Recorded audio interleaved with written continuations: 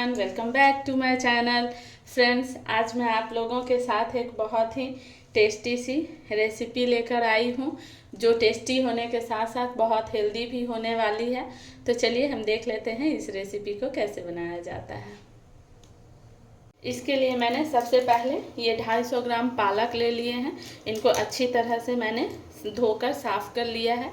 अब चलिए हम इनको थोड़ी देर गर्म पानी में रखेंगे। पानी को मैंने पहले से गर्म कर रखा है।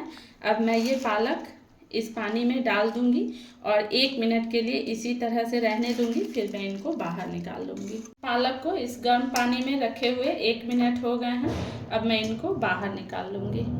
ये पालक अब पूरी तरह से ठंडी हो गई है। अब इनको मैं मिक्सर के जार में डालकर अच्छी तरह से इनको ब्लेंड कर लूँगी। मैंने वो पालक को अच्छी तरह से ग्राइंड कर लिया है। इसके बाद अब मैंने ये 1 कटोरी मैदा लिया है और इसके साथ ही 1 कटोरी से कम मैंने आटा लिया है। आप सिर्फ मैदा भी ले सकते हैं और सिर्फ आटा भी ले सकते हैं, ये आपके चॉइस के ऊपर है। अब इसमें मैं थोड़ा नमक डाल दूंगी। अब मैंने यहाँ पे थोड़ा सा अजवाइन और मंगरेला लिया है, इसको भी मैंने हाथों से क्रश कर डाल दिया है। इसके साथ ही मैं इसमें थोड़ा 1 से 2 टेबलस्पून ऑयल डालूंगी। इनको मैं अच्छी तरह से इस तेल से मैं इस आटे को अच्छे से मोयन दूंगी और इस पालक के पेस्ट से मैं इनका एक सॉफ्ट सा डो बना लूँगी। फ्रेंड्स, मैंने ये डो लगाकर तैयार कर लिया है। अब इस डो को ढककर मैं आधे घंटे के लिए रेस्ट पे रखूँगी। तब तक के लिए चलिए हम इसके लिए मसाला बना लेते हैं। इस मसाले के लिए मैंने गैस पे एक पैन चढ़ा दिया है। उस पैन में अब मैं थोड़ा ऑयल डाल दे रही हूँ। ऑयल में मैं ये मीडियम साइज़ का प्याज है, जिसको मैंने छोटे छोटे टुकड़ों में काट लिया था, वो डाल दूँगी। प्याज अब भून गया है। अब इनमें मैं कुछ मसाले ऐड करूँगी।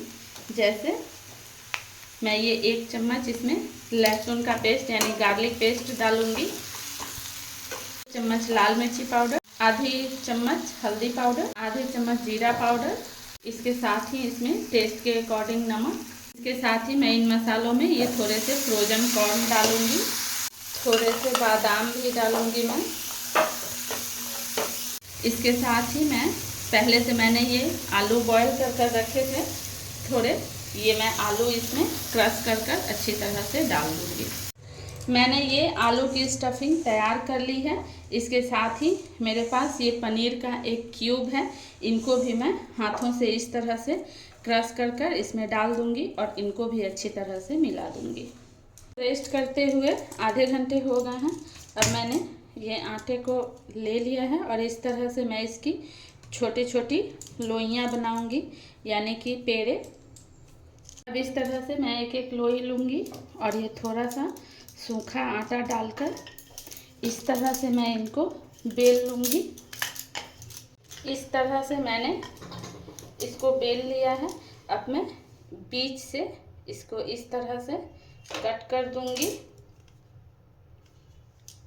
और इस तरह से मैं इनको समोसे की तरह इनको अच्छी तरह से इस तरह से चिपका दूँगी। फिर मैंने जो ये आलू की स्टफिंग बनाई है, ये स्टफिंग मैं इसके अंदर डाल दूँगी और ये मैं समोसा ही बना रही हूँ। आपने ठीक समझा, मैं ये समोसे ही बना रही हूँ। और फिर मैं इनको इस तरह से पैक कर दूँगी, इस तरह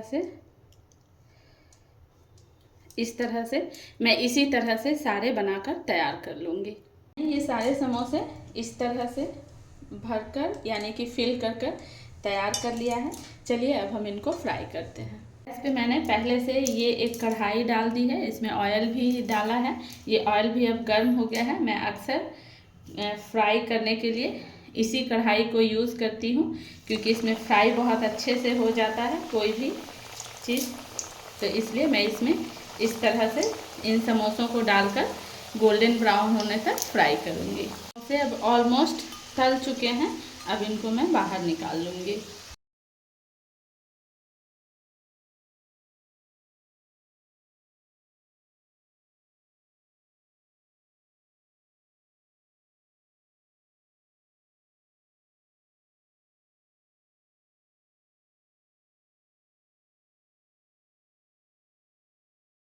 ये हमारे पालक पनीर समोसे बनकर तैयार हो गए हैं।